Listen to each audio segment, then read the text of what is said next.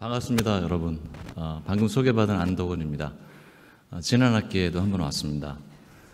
저는 제목이 기독교를 말하던데 원래는 이걸 준비한 게 아니고 기독교가 아닌 것을 말하다 뭐 이런 식으로 준비를 했었어요.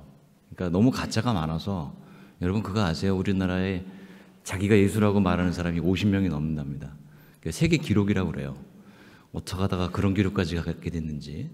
그래서 그걸 하려고 했는데 가만 생각해 보니까 가뜩이나 지금 기독교가 솔직히 좋은 평가를 받지 못하고 있거든요, 세상에서. 그래서 자꾸 그걸 생각하니까 제 마음도 별로 안 좋고 기분도 안 좋아지고 그러더라고요. 그래서 그렇다면 제가 지금 가르치고 있는, 제가 평생 이제 교회를 다녔고 교실을 하고 있지만 이제 목사 안수를 받았고 그런 기독교에 대해서 좀 솔직하게 얘기를 해보면 어떨까. 기독교가 이런 점은 정말 괜찮다, 봐줄만 하다, 이런 얘기를 좀 하고 싶었어요. 그래서 오늘 저는 그 얘기를 하려고 여러분 앞에 섰습니다. 먼저 이건 분명하게 좀 짚고 넘어가야 될 것 같아요. 한국교회가 낮은 신뢰도를 보이고 있어요. 아시겠지만 교회 다니는 사람들을 별로 좋아하지 않고요. 여기 교회 다니는 분들이 아마 5분의 1 정도 되는 걸로 알고 있어요. 5분의 1에서 4분의 1 정도. 근데 안타깝게도 좀 말하기가 좀 민망하지만 어떤 평가를 받냐면 사람들에게 기독교는 굉장히 배타적이다 이런 평가를 받아요. 자기들밖에 모른다, 뭐 이런 평가. 그리고 두 번째로 많이 받는 평가가 뭐냐면 그 언행이죠. 그러니까 말하는 것과 행동하는 게 좀 다르다. 믿는 거랑 얘기하는 거랑 이렇게 뭔가 이율배반적인 삶을 살고 있다, 뭐 이런 평가를 받아요. 저도 이제 그 자녀가 있는데 둘이 있거든요. 큰애가 30살이고 두 번째가 24살이에요. 걔들하고 얘기하는 것도 사실 쉽지 않아요, 저는. 걔들도 교회 안에서 잘하고 그랬는데 비슷한 얘기를 하거든요. 아빠가 목사고 아빠가 교수니까 이렇게 뭐 교회는 가주겠는데 사실 자기들한테 설득력이 없대요. 근데 그런 얘기를 할 때마다 제가 이런 얘기를 꺼내요. 그래도 세상에 희망을 제공하고 세상에 뭔가 기여를 한 종교다, 이게. 괜찮다, 조금 긍정적으로 한번 받았으면 좋겠다, 뭐 이런 얘기를 제가 하죠. 보시는 대로 2020년에 31.8, 이때는 좀 괜찮았어요. 2022년에 18.1%, 물론 조사 기간이 조금 다르긴 합니다만 23년에 21%. 그러니까 이게 뭐냐면 신뢰하는 사람이 5명 중에 1명밖에 없다는 얘기가 되네요. 그러니까 이건 굉장히 정말 너무너무 막 가슴이 아픈 수치예요, 저 같은 사람한테는. 그러니까 여러분한테야 뭐 그렇게 크게 관련이 없을 수도 있어요. 근데 저는 이걸 직업으로 삼고 있고 여기에 대해서 굉장히 자부심을 가지고 있는데 이런 결과가 나오니까 굉장히 안타깝죠, 아쉽고. 그래서 제가 전공한 분야를 토대로 해서 여러분들한테 도대체 기독교가 뭐냐, 이 얘기를 여러분과 함께 나누고 싶어요. 한참 공사 중이군요. 자, 기독교는 기독교는 이런 종교예요. 그냥 표만 보시고 얘기로 다 풀어서 할 거니까요. 원래 황제가 통치를 했는데 로마 시대에, 그런데 그게 아니고 하나님의 통치가 이루어져야 한다라고 믿었던 그런 종교고요. 성공해서 남을 지배하는 것이 당연하게 여겼던 시대에 그게 아니고 남을 위해서 희생하는 것, 남을 도와주는 것, 그것이 기독교의 정신이다라고 얘기를 했고요. 차별하고 배척하고, 여러분 요즘 기독교 생각하면 이게 조금 믿어지지 않을 말이겠지만 차별하고 배척하던, 누구든지 원수로 생각하고 뭔가 피해를 입으면 안 되고 나는 무조건 이익을 가져야 된다는 그런 세상의 논리가 아니라 얼마든지 저 사람을 존중해주고 용서해주고 귀하게 여기고 소중하게 생각하고, 그래서 평등하게 그 사람이 가지고 있던 좀 부족하건 간에 그러지 말고 환대하는 종교, 이게 기독교고요. 정복해서 뭔가 착취하려는 종교가 아니고 섬기고 사랑하고 이런 종교라는 거예요. 이게 어디서 드러나냐면 이런 데서 드러나요. 이게 사도신경인데 여러분 뭐 교회 다니는 분들은 너무 잘 알죠. 교회 안 다니는 분들도 들어는 보셨을 거예요. 이렇게 고백을 합니다. 나는 전능하신 하나님 천지의 창조주를 믿습니다. 나는 유일하신 아들, 그의 유일하신 아들 우리 주 예수 그리스도를 믿습니다. 뭐 이런 식으로 이루어지는 소위 신앙의 고백입니다. 이제 이게 언제 만들어진 거냐면 성경에 나오는 게 아니고 1세기, 2세기에 만들어져요. 주후 1세기, 2세기에 만들어지는데 왜 만들어지냐면 세례를 받기 위해서 기독교인이 되었다는 증표로 물로 이제 세례를 주거든요. 세례를 받을 때 고백하게 만드는 거예요. 교육용이에요, 이게. 그래서 당신은 우리가 지금 황제의 통치를 받고 있지만 우리가 믿는 것은 황제가 아니고 세상의 권력이 아니고 힘이 아니고 예수 그리스도 천지를 만드신 하나님을 믿습니다라고 고백한 거예요. 이게 왜 의미가 있느냐? 뭐 고백이 다 할 수 있는 거 아니냐? 그게 아니에요. 이렇게 고백하는 순간 그냥 잡혀가는 거예요. 잡혀가서 형장의 이슬로 사라지게 되는 거예요. 사자굴에 들어가게 되고 십자가에 박히게 되고 이런 식의 이제 박해를 받는 거란 말이에요. 어떤 경우에 생매장 당하기도 하고 이걸 각오하고 고백하는 거예요. 이게 왜 이 고백이 중요하냐? 황제가 아무리 힘이 세도 나는 황제 위에 있는 하나님을 믿는다는 고백이기 때문에 이래서 그 사람들이 교회에 와서 한 사람 한 사람이 1인칭 단수를 써서 나는 믿는다라고 고백을 한 거예요. 나는 믿는다 이렇게 얘기하고 시작해요. 이건. 그래서 라틴어로는 크레도라고 그래요. 이걸. 뭐 이것까지 하실 필요는 없지만 아무튼 이런 의미가 있어요. 그러니까 이게 그냥 나온 게 아니에요.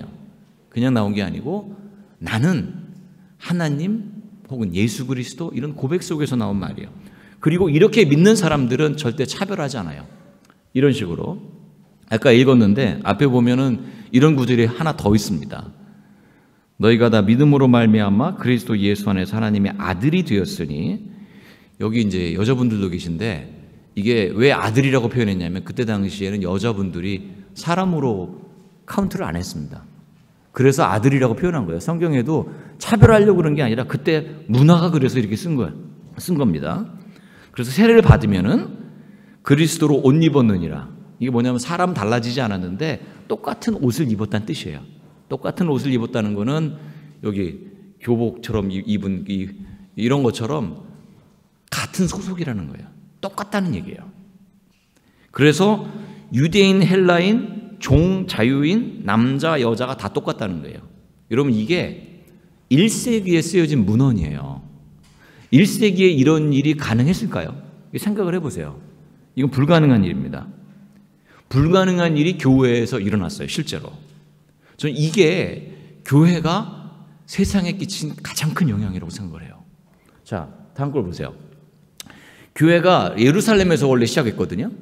그런데 예루살렘에서 시작을 했는데 사람들이 이제 핍박을 해요. 쫓겨납니다. 예루살렘에서. 쫓겨나서 북쪽으로 도망간 데가 안디옥이라는 도시입니다. 거기에 교회를 세워요. 교회를 세웠는데 거기 모인 사람들의 면면이 이렇습니다. 선지자들과 교사들이 있으니 곧 바나바와 니게를 하는 시몬과 구레네 사람 루기오와 분봉왕 헤롯의 젖동생 마나엔과 및 사울이라. 이거 무슨 말인지 모르겠죠. 뭐 이상한 이름들. 우리 이름하고는 다르니까 낯설죠. 이게 왜 의미가 있냐 제가 한번 말씀을 드려볼게요. 여기서 다른 거 다 생략하고 니게르라 하는 시몬이 누구냐면 니게르는 여러분 절대 이 말을 쓰면 안 돼요. 니그로라는 말이 옛날에 니게르로 사용이 되었어요. 니그로라는 말은 흑인을 비하하는 표현이에요. 그때 당시 썼던 표현은 니게르예요. 니그로가 된 거예요. 그게 절대 밖에 나가 쓰면 안 돼. 이거 흑인들한테 썼다간 여러분들 목숨을 유지하기 힘듭니다. 이 농담이 아니고 만약에 미국에서 이 말을 한 입이라도 내뱉었다 그러면 여러분들은 살아 돌아올 생각을 하지 말아야 돼요. 근데 흑인이 온 거예요. 교회에 흑인이 와서 정착을 한 거예요. 그러니까 아프리카에서 왔겠죠. 그래서 니게르라는 말을 사용한 게 뭐냐면 흑인 시몬이 이 교회에 다닌 거예요. 그리고 구레네 사람 루기오는 뭐냐면 희다, 밝게 빛나다 이런 뜻이에요. 그럼 뭐예요? 백인이에요. 그러니까 이 교회는 흑인이고 백인이고 다 모인 거예요. 분봉왕이 뭐냐면 우리나라로 말하면 옛날에 일제시대 때 총독부. 네. 총독부의 고위 관리 정도가 아니고 왕이지 왕. 네. 왕의 젖동생, 그러니까 왕이 키운 사람이 이 교회에 다녔다는 거예요. 귀족이 다닌 거예요. 그러니까 이 교회는 흑인, 백인, 귀족, 그 다음에 종, 누구나 할 것 없이 다 다닌 거예요. 교회가 이런 곳이었어요. 원래 배척하고 차별하고 이런 데가 아니고 누구나 다 와서 고백하는 그런 곳이었다는 뜻입니다. 자, 이 대표적인 사례를 한번 우리 그 식으로 한번 이해를 해보죠. 이게 뭐냐면요, 조선시대 노비 이름인데, 종과 자유자가 어떻게, 종과 주인이 어떻게 같은 대접을 받을 수 있냐는 질문을 할 수밖에 없거든요. 조선시대는 여러분들 아시다시피 이건 1780년이에요. 18세기 말. 이때 쓰였던 노비들의 이름이에요. 최근에 드라마 중에 구덕이라는 이름을 가진, 까먹었다 이름을, 구덕이라는 이름을 가진 여자 주인공이 나온 드라마가 있었습니다. 세상에 그게 말이 됩니까? 사람 이름을 구덕이로 짓는다는 게. 제가 우리 딸내미가 이제 지금 질문하는 거예요. 진짜로 구덕이로 졌냐는 거예요. 사람 이름을. 찾아봤어요, 제가. 그랬더니 구덕이보다 더한 이름들. 제가 지금 19금은 생략하고 이거 지우고서 가져온 거예요, 이거. 정말 말도 안 되는 이름, 죄송합니다만 사람의 어떤 부분을 지칭하는 그런 표현도 노비한테 썼더라고, 조선시대. 진짜 나쁜 거 아니에요, 이거 진짜?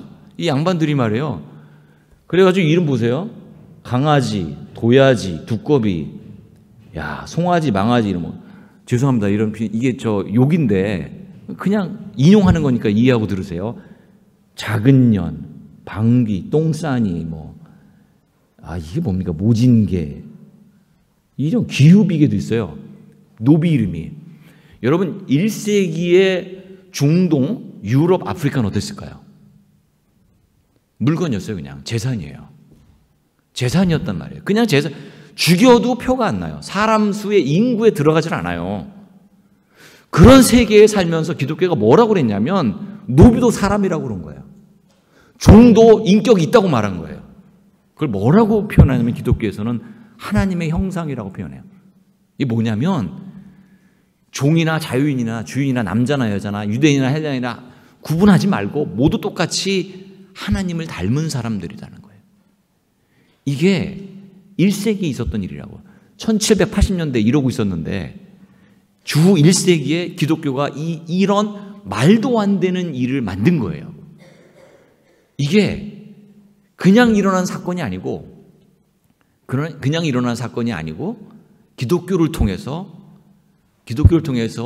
일어난 일이고, 이것이 모든 서구의 인권에 대한 법률이나 규정의 기초가 됩니다. 이게 모든 사람들에게 인격이 있다. 다음 이건 뭐냐면요, 19세기 말입니다. 이건 19세기 중엽 말 1857년, 이거 너무나 유명한 재판이에요. 드레드 스콧 판결이라는 건데, 이게 뭔지 아세요? 흑인하고 흑인들이 노예로 왔잖아요. 팔려가지고. 이거 얘기하자면 3박 4일 걸려야 되는데, 짧게 왔어요. 와가지고 열심히 일을 해요. 그런데 흑인들을 인간으로 여기지 않았어요.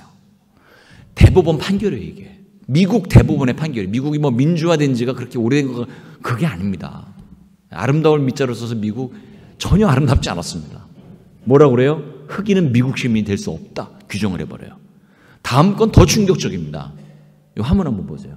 흑인은 헌법상 보호를 받지 못하는 존재이며 법적으로 뭐예요? 재산에 해당한다. 재산에 해당한대요. 없애면 돼요, 그냥. 살인이 아닙니다, 죽여도. 이게 얼마나 무서운 법이게요. 그래서 이런 일들이 너무너무 많이 벌어졌습니다. 네. 자, 그런데 기독교는 다르게 얘기해요. 이게 이제 세례탕인데요. 이게 뭐냐면 세례를 받을 때 일부러 십자가를 만들어요. 일부러, 제 전공이 이런 거예요, 사실은. 미술, 건축 뭐 이런 건데, 이거 얘기하면 또 주무시는 분이 많을까봐. 요런 그림들이, 요런 사진들이 귀중한 게 뭐냐면, 자세히 보시면 이게 십자가 모양으로 되어 있어요. 십자가 모양으로 되어 있고, 들어가서 죽고 나오면서 살아나는 이런 걸 상징적으로 표현한 거예요. 보세요. 물이 있어요. 그럼 들어가면 죽는 거예요. 물에 잠기면 죽는 거예요. 이게 세례라는 거예요. 당신이 옛날에 얼마나 귀하게 살았건, 천하게 살았건, 예? 노예로 살았건 주인으로 살았건 남자로 살았건 여자로 살았건 관계없이 여기 들어가면 옛날 사람은 없어지고 새로운 사람, 하나님의 형상, 소중한 사람이 된다는 그런 뜻을 담고 있어요. 이게 그냥 이렇게 만든 게 아니에요. 다 의도가 있어요. 이렇게 만들었단 말이에요. 실제로 여자들이 정말 좋은 대접을 받았어요. 교회에서. 그 사례가 성경에 실제로 등장을 해요. 이게 누구냐면 이건 같이 밥 먹었어요. 종하고 주인이 같이 밥 먹는다는 건 상상도 못할 일입니다. 이게 프레스코화라고 그래가지고 이게 뭐냐면요, 회요, 회. 이런 이런 거 하얀 칠이 마르기 전에 물감을 탁 입힙니다. 그럼 물감이 딱 스며들면서 그림이 완성이 되는 거예요. 그래가지고 원래 이게 수명이 짧은 건데 오랜 기간 동안 역사에 남을 수 있었던 이유는 뭐냐면 그림하고 벽이 하나가 되잖아요. 그럼 여러분들이 만약에 그 로마나 뭐 이탈리아의 이런 유럽에 가보면 옛날 교회 성당 이런 데 가보면 있잖아요. 프레스코화가 있거든요. 그게 오래 남은 이유가 벽하고 그림하고가 하나가 돼서 오래 남은 거예요. 지금까지. 그런 그림에 뭐가 이렇게 그려져 있냐면 같이 먹은 거예요. 원래 남자가 여자가 겸상 못 하거든요. 종하고 주인하고 같이 못 먹어요, 원래. 유대인하고 헬라인은 서로 죽이려고 그러지, 뭐 같이 먹겠어요? 그러나 이런 일이 벌어진 거예요, 실제로. 이게 실제 사례들이에요. 그 미술에서 건축에 다 드러나, 이런 일들이. 제가 없는 얘기를 하는 게 아니고 실제로 역사 속에서 벌어지는 어마어마한 변화가 있었다는 거예요. 이건 더 구체적인 사례예요. 뭐냐면 베베라는 여인인데 피비예요. 영어로 말하면 피비라고 우리가 발음하죠. 아주 이쁜 이름입니다. 근데 이 여인은 갱그리아 지방에 살던 사람인데 이거 로마에서 뭐 동쪽으로 있는 항구 도시예요. 근데 이 지역에서 여자분이 여기 일꾼이라고 되어 있어요. 내가 갱그리아 교회의 일꾼으로 있는 우리 자매 베베를 너에게 추천하노니. 이게 바울이라는 사람이 그때 당시 지도자인데 지도자가 이 여인을 그 교회에 매우 중요한 역할을 담당하게 만들어줘요. 그러니까 남자만 일하는 게 아니고 여자가 지도자로 서는 거예요. 여기서 일꾼은 영어로 말하면 디컨인데요. 디컨이 뭐냐면은 지금으로 말하면 집사라고 불러요, 교회에서. 근데 원래 집사는 그러니까 장로예요. 어떻게 표현해야 되나? 이거 교회 안 다니는 분들은 이해하실려나 모르겠어요. 장로가 뭐냐면 교회에서 중요한 의사결정을 하는 사람들이에요. 좀 나이도 있고 뭐 경험도 있고 이런 분들이 되거든요. 여자가 된 거예요, 여자 장로가. 이게 보통 일이 아니에요. 뭐 여러분들은 놀라시지 않을 수도 있겠으나 역사를 연구하는 사람들은요, 이건 사실 혁명이라고 얘기해요. 그런 일이 없었거든. 여자가 무슨 이런 시대에 여자가 아주 중요한 일을 맡았고 그 여자가 바울이라는 지도자가 쓴 글을 로마 교회에 전달하는 역할을 해요. 편지를 전달하는, 아무나 하지 않았어요, 이 일을. 근데 그런 일을 했다는 거예요. 그런 일을 했던 사람의 베베의 원래 이름은 뭐냐면 빛나는 맑고 깨끗한 이런 아름다운 이름의 뜻을 가지고 있어요. 그런데 동시에 이 여자의 이름의 어원을 살펴보면 달의 여신이라는 뜻을 또 가지고 있어요. Goddess of Moon이라고 그래요. 그 달의 여신. 이거는 유대인은 절대로 그렇게 이름 짓지 않아요. 예를 들면 우리가 애를 낳는데 여러분이 무슨 뭐 일본 이름 짓겠어요? 그렇게 안 줘요, 이름. 뭐 다나카 우찌무라 이렇게 안 짓는다고. 이렇게 된 거예요. 이게 무슨 뜻이냐? 이방인 출신이에요. 이방인 출신. 원래 입을 안 섞어요, 이방인들하고. 유대인들은. 그 교회에 와서 아무래도 중요한 역할을 할 수 없는 위치에 있는 사람이에요. 이관왕입니다. 여자예요.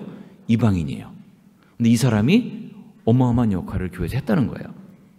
그러니까 이게 그 시대를 배경으로 하면 정말 혁명적인 일이었다는 거죠. 여러분, 제가 이제 제 얘기를 좀 해볼게요. 저희 어머님이 여자잖아요. 저희 어머니니까. 어머님이 작년에 소천하셨는데요. 어머님이 그 12남매 중에 6째예요. 그리고 6남매는 첫째 할머님에게서 낳고, 그러니까 막내죠, 그 중에서. 그 다음에 나머지 6남매는 새어머니, 계모에게서 낳았어요.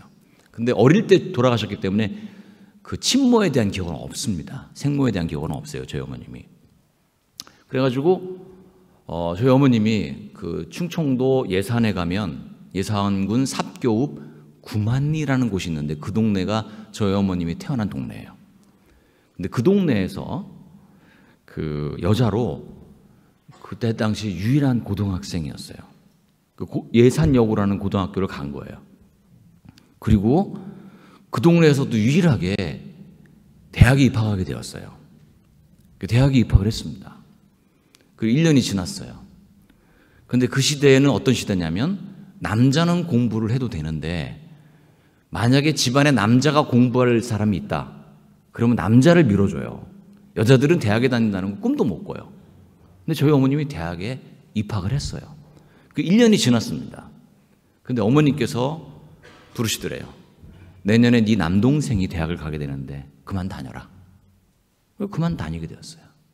근데 이렇게 간단하게 알겠습니다. 그만 다녀라. 네, 그만 다닐게요. 이게 아니고 그날 우리 엄마는 할머님한테 죽도록 얻어맞았습니다. 너 네가 뭔데? 응? 이런 얘기를 한 거예요. 지지배가 무슨 대학을 공부한다고 무슨 대학을 다닌다고 야 지금 우리가 지금 얼마나 가는데 이런 얘기가 온 거예요. 몰랐어요. 저는 이런 일이 있었는지도 몰랐는데 이분이 저희 어머님이 치매가 걸려가지고 오락가락 하셨거든요. 갑자기 그 얘기를 하는 거예요. 어느 날 엄마가 대학에 다니고 싶었는데 1년 만에 그만뒀어. 죽도록 맞고. 그리고 뭐라 그러신지 아세요? 그렇게 맞으니까 있잖아 속은 시원하더라. 아휴 나 동생들한테 되게 미안했는데 그러는 거예요. 저는 분통이 터지는 거예요. 뭐 이미 외할머니 돌아가셨고 그 외할머니랑 되게 친하게 지내셨어요. 그래서 뭐 여한도 없고 그 대학 이름이 수도여자사범대학이에요. 어디서 많이 들어본 대학이죠. 저희 어머니 1960년에 이 학교 들어왔어요. 그리고 1년 만에 그만두셨어요. 그 입학생 명단에 있는데 졸업생 명단에 없습니다. 너무 억울하죠. 저는 생각만 할 때마다 분통이 터지는데 생각을 해보세요. 1960년 20살이에요. 20살. 우리 엄마 41년생이니까 20살 어린애가 뭘 한다고 그걸 왜 죽도록 패 그걸. 그런 시대에 살았단 말이에요. 우리가. 자, 이 시대를 한번 생각해 봐요. 여자분들이 권리를 얻게 된 그 근저에 세월이 2000년이 흘렀는데 그 바탕에 뭐가 있냐면 사실은 기독교가 자리하고 있어요. 뭐냐면 똑같다는 거예요. 남자나 여자나. 당신들이 그리스도로 옷 입었기 때문에 똑같다는 이야기를 2000년 전에 한 거예요. 이 생각을 우리 할머니 할아버지도 했었으면 얼마나 좋았을까 하는 생각을 이제 뒤늦게 하는 거죠. 그래서 저는 지난 학기도 여기 오면서 감회가 새로워요. 우리 어머니가 이 근처에서 어디 걸어다니면서 친구들과 이야기를 나눴을 텐데 뭐 이런 생각도 들고 뭐 그렇습니다. 자, 다음으로 기독교가 했던 일 중에 하나는 이거예요. 지금은 뭐 삶하고 우리가 말하는 거 기독교인들이 일치하지 않는다 얘기하지만 사실은 기독교는 그때 당시 세계에 어마어마한 영향을 끼쳤어요. 특별히 이 얘기는 뭐냐면 3세기 주명 한 200년 되죠. 그러니까 이 아프리카 북부와 중동, 유럽 인근에 코로나보다도 훨씬 더 심각한 전염병이 돌게 됩니다. 그러니까 이때는 의료 백신이 있을 리 만무하고 속절없이 죽어나가는 거예요. 그때에 키프리아누스라는 교회의 지도자도 죽었습니다. 질병에 걸려서. 교회 다닌다고 병에 안 걸리고 이런 거 아닙니다. 기독교는 상식적인 종교예요. 여러분 만약에 교회 다니는 분 있는데 감기 걸렸는데 기도하라고 이러면 그게 일리는 있는데 조금 감기 안 먹으세요. 그게 상식적인 겁니다. 네. 마스크 쓰시고 이게 상식적인 건데 그때는 그런 것도 없었고 하여튼 감독이었으나 이 사람도 교회 지도자였으나 죽게 돼요. 그래서 이 사람의 이름을 따서 키프리아누스 질병이라고 이름을 붙인 거예요. 나중에. 근데 왜 키프리아누스 질병으로 붙였느냐? 그냥 병 이름 아무거나 대면 되는데 기독교가 했던 역할이 있어서 그래요. 이게 뭐냐면 이런 역할을 했습니다. 제가 읽어드릴게요. 한번 들어보세요. 눈을 한번 따라서 한번 보세요. 대부분의 우리 형제들은 자신을 아끼지 않는 사랑과 헌신으로 서로를 돕고 두려워하지 않고 병자를 돌보았으며 그러다가 자신도 질병에 감염되면 이 세상을 기쁘게 떠났습니다. 다른 사람들을 치료하여 건강하게 해준 사람 가운데 다수가 죽었습니다. 장로, 집사, 평신도를 막론하고 우리 가운데 가장 뛰어난 사람들이 이렇게 자신의 목숨을 잃어갔습니다. 강한 믿음과 경건에서 나온 이런 형태의 죽음은 순교에 못지않은 죽음이었습니다. 그들은 죽은 성도의 눈과 입을 감기고 다물게 하고 어깨에 엎고 시신을 옮긴 다음에는 안아서 정성을 다해서 씻기고 수유를 입혔습니다. 그리고 곧 자기 자신도 같은 의식을 제공받게 되었습니다. 이게 무슨 의미냐면 전염병이 걸렸을 때 기독교인들이 간호를 해준 겁니다. 이 뒤의 문장은 제가 가져오지 않았는데 그때 당시 교회를 다니지 않았던 사람들의 장례를 치러줍니다.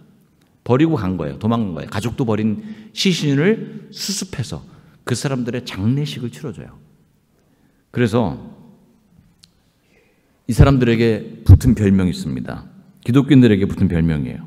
죽고 싶어 안달인 사람들, 죽음의 위협을 무릅쓰는 사람들, 위험을 사랑하는 사람들, 고된 일을 사랑하는 사람들, 열심인 사람들, 이런 별명을 갖게 돼요. 기독교인들이.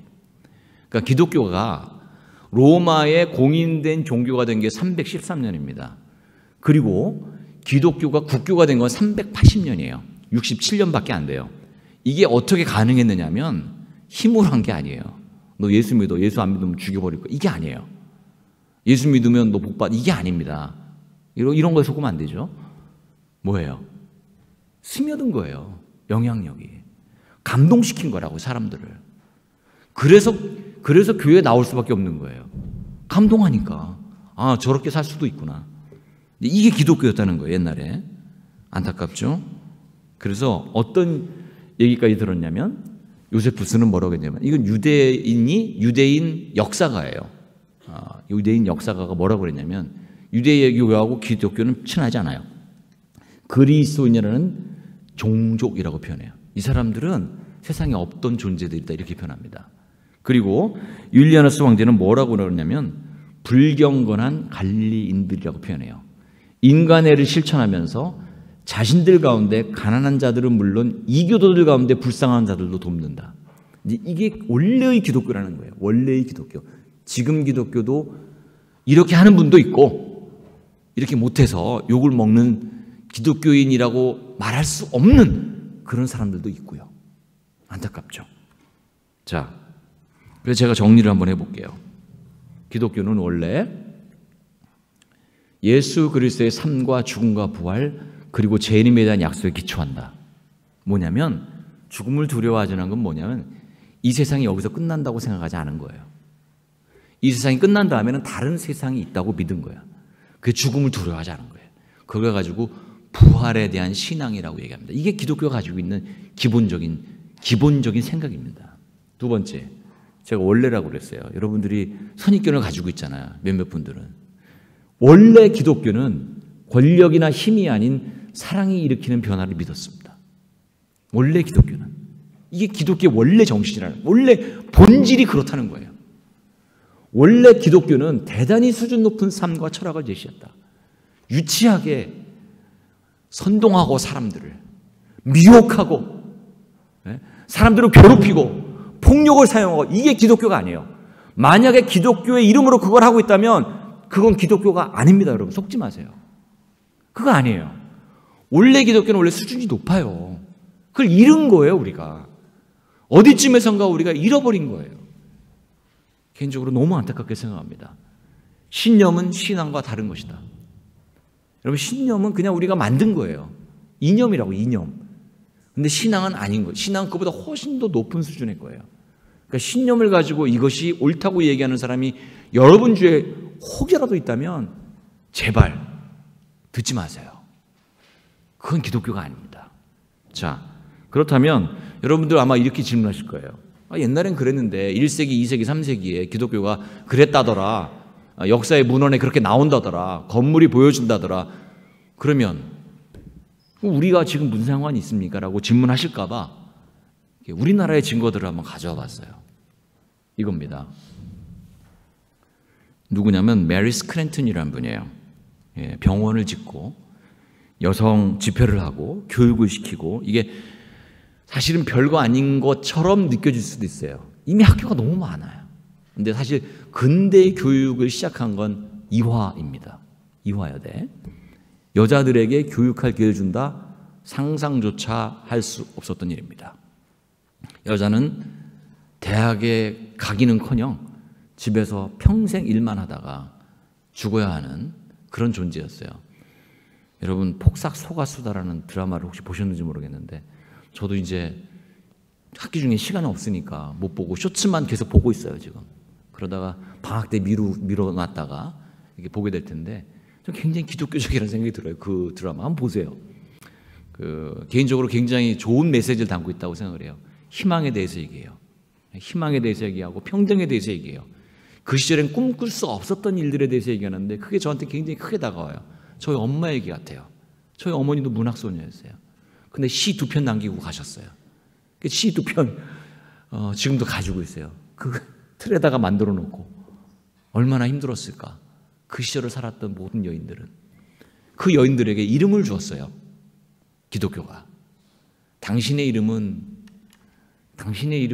무슨 댁이 아니고 누구누구의 딸이 아니고 누구누구의 남편이 아니고 당신은 소중한 사람입니다.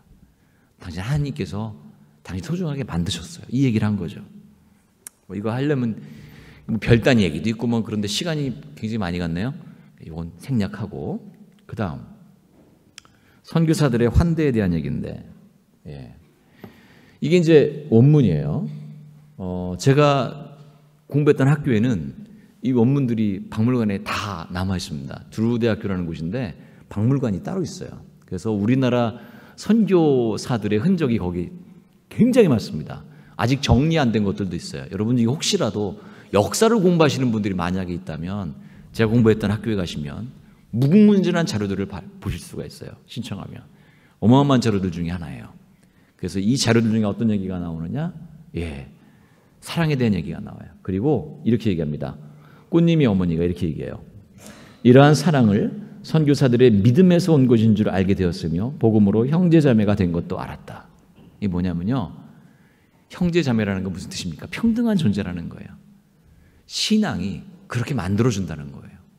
똑같은 존재로, 소중한 사람으로, 아름다운 사람으로 여겨준다. 그게 신앙으로부터 왔다는 거예요. 그 이야기를 우리네 어머니가, 옛날 우리의 선조들이 이렇게 고백을 하고 있습니다. 이 이야기는 대단히 신선합니다. 들어보셨는지 모르겠는데, 여기가 금산교회라는 곳입니다. 전라도 금산에 가면 교회가 이렇게 생긴 게 똑같이 보존되어 있어요. 기역자로 되어 있습니다. 건물이. 기역자로 되어 있는 이유는 뭐냐면 남자와 여자가 따로 예배를 드렸어요. 남녀 질서 부동석이어서 같이 앉으면 안 돼가지고 여기다가 커튼을 치고서 가운데다가 이쪽엔 남자, 이쪽엔 여자, 서로 얼굴을 쳐다보지 못하게 했습니다. 그런 시절에 이 조덕삼이라는 분과 이자익이라는 분이 누구냐면 이 교회 성도들이에요. 이 교회 다니던 분들인데, 조덕삼 씨는 그 양반입니다. 벌써 이 갓을 쓴 것부터가 남다르죠. 부잣집. 이자익은 이 조덕삼 씨의, 조덕삼 옹의 마부예요. 그러니까 일꾼으로 이 집에 들어와서 살게 되었어요. 같은 교회에 출석하게 됩니다. 그래서 동시에 둘이서 세례를 받아요. 그 교회에서. 그게 1905년입니다. 1905년 그러면 잘 감이 안 오실 텐데, 남자와 여자가 따로 앉아서 예배를 드리고 종하고 주인하고 겸상하지 않았던 그런 시절에 둘이 같이 세례를 받는 거예요. 똑같은 교회에서. 그리고 1907년에 얼마 되지 않아서 둘이 그 교회의 장로를 뽑는 선거에 나가게 돼요. 그래서 한 사람은 장로가 되고 한 사람은 떨어집니다. 누가 장로가 됐냐면 이 마부가 장로가 돼요. 이자익. 그래가지고 조덕삼 이 부잣집 양반은 장로에서 떨어져서 소위 재수를 하게 되는 거죠. 나중에 장로가 돼요. 그리고 나서 조덕삼 이 장로에서 떨어진 분이 뭐라고 그랬냐면, 비록 우리 집에 마부로 일하는 사람이지만 이 사람은 성도들의 신망을 많이 얻었고 그러니 내가 잘 보살피고 잘 이끌어가도록 도와주겠다, 이렇게 얘기합니다. 그리고 나중에 그 이자익 씨는 나중에 목사님이 돼요. 머리가 굉장히 좋아요. 그래가지고 유학을 보냅니다. 평양으로. 평양 신학교에 그때는 이제 신학교가 평양에 좋은 학교가 있었어요. 갈라지기 전에 그 유학을 보내서 돈을 대주고요, 장학금을 대주는 거죠. 자기 집 마부였던 사람을. 그래가지고 이 사람은 나중에 목사가 돼가지고요, 이 사람이 또 법에 정통합니다. 여러분들이 뭐 장로교, 감로교 이런 거 들어보셨을지 모르겠는데 장로교의 교회 법을 만든 사람이 이자익 씨예요.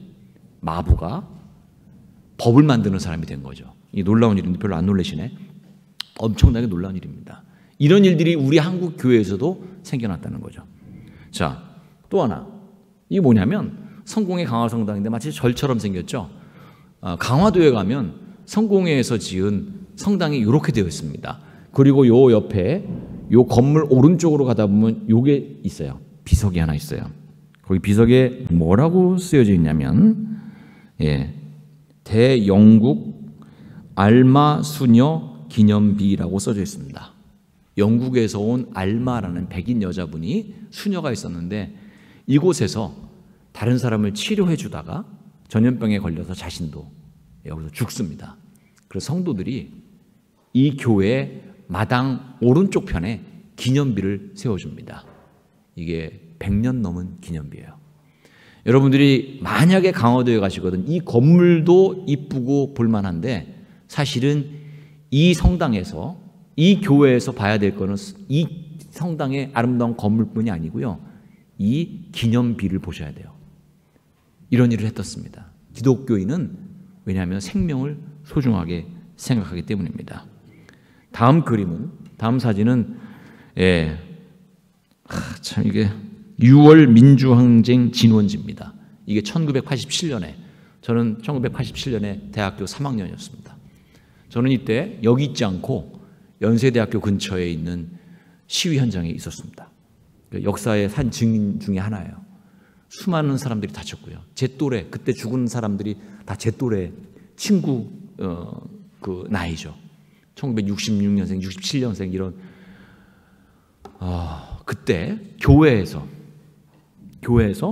이 시위가 시작이 되었어요. 이외에도 여러분들 아실지 모르겠는데 김수환 추기경이라는 분은 명동 성당 앞에서 시위한 학생들을 잡으러 가는 경찰 앞에 서서 나를 밟고 지나가라고 얘기했습니다. 이게 기독교예요.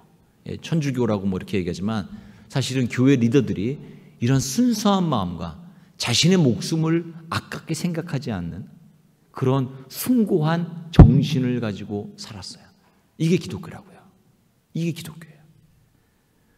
너무 가짜가 많아서 세상에 기독교가 이제 신뢰에 이뤘다고 얘기하지만 사랑하는 여러분, 괜찮은 종교입니다. 그리고 이런 일을 여전히 감당하고 있는 수많은 사람들이 있습니다. 기독교에 대한 선입관을 좀 걷어주시고, 제가 이 자리에서 여러분들에게 미안하다고 제가 목사니까 사과하고 싶은 마음도 있습니다. 만약에 여러분들이 그 마음을 조금이라도 녹일 수만 있다면 저는 반드시 사과하고 싶어요. 기독교가 망쳐놓은, 기독교로의 이름을 걸고 정말 가짜라고밖에 얘기할 수 없는 그런 사람들이 만들어놓은, 망쳐놓은 기독교, 그 숭고한 정신과 삶이 있어요. 역사적 흔적들이 있단 말이에요. 이걸 좀 봐주셨으면 좋겠어요. 그리고 그렇게 살아가고 있는 사람들에 대해서 인정해 주셨으면 좋겠어요. 그런 바람을 가지고 저는 이 자리에 섰습니다. 본질의 회복을 위해서 저는 이 두 구절이, 두 이야기가 굉장히 의미 있다고 봅니다. 사람이 친구를 위하여 자기 목숨을 버리면 이보다 더 큰 사랑이 없나니. 초기 기독교부터 지금에 이르기까지 기독교 정신은 바로 이겁니다. 나를 위해 사는 것이 아니라 다른 사람을 위해서 내 목숨도 내어줄 수 있는 그 사랑이 바로 기독교가 얘기하는 십자가의 사랑이고요. 기독교가 지향하는 삶의 모습입니다. 물론 가능하진 않아요. 그게 쉽진 않아요. 하지만 그것을 지향하는 종교가 바로 기독교입니다. 안드로포스, 수준 낮은 삶이 아니라, 신념에 사로잡혀 사는 삶이 아니라 하나님을 믿는 신앙 가운데 수준 높은 삶을 견지하는, 하늘을 바라보며 사는 존재가 바로 인간이라고 이렇게 안드로포스라는 단어를 사용합니다. 이제 결론입니다. 기독교에 여전히 희망이 있는가? 저는 그냥 희망이 있다고 생각합니다. 희망이 있습니다. 왜냐하면 여전히 우리에게 역사적 증거가 있고, 그렇게 살아가는 증인들이 있기 때문입니다. 우리는 인간과 세상을 어떤 관점에서 보고 있는가? 여러분들도 기독교 관심을 가지고 기독교가 제시하는 그 세계관이, 인간관이 얼마나 소중하고 아름다운 것인가를 맛봤으면 좋겠습니다. 그래서 그것을 한번 받아들이시고, 이거 믿으라는 얘기가 아닙니다. 여러분 오해하지 마시고 들으세요. 한번 알아보는, 아 그렇구나, 괜찮다, 이런 생각을 가지고 한번 열린 마음으로 봐주셨으면 좋겠다는 바람이 있습니다. 우리는 진정 의미 있는 삶을 살고 있는가? 이건 저한테 하는 질문입니다. 우리가 세상에 태어나서 뭔가 이루고 가야 되는데 무슨 업적을 이루고 이런 것이 아니라 과연 다른 사람들에게 유익을 주고 가는가, 선한 영향을 주고 가는가, 이 부분을 기독교는 주목하고 있고, 저도 여러분에게 이 문제를 진지하게 한번 생각해 보시라고 초청하고 싶습니다. 마지막으로 이것은 이 이야기는 우리는 무엇을 남기고 갈 것인가.